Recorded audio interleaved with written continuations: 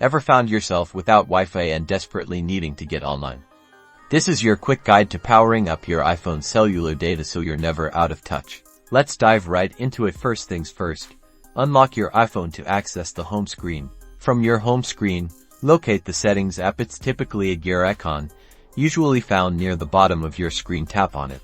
Once you're in Settings, scroll down until you see the option labeled Cellular. Go ahead and tap on that. Now, on the cellular screen, you'll see a prominent toggle switch next to cellular data.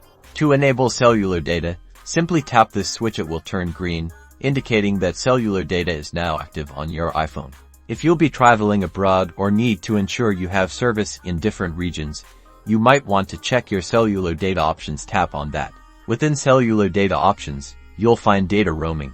Tap this toggle to turn it on. This allows your iPhone to use cellular networks outside your primary carrier's network, keeping you connected even when you're far from home. And there you have it. With cellular data enabled, you can now browse the web, send messages, and use your favorite apps wherever you have a cellular signal. Stay connected on the go.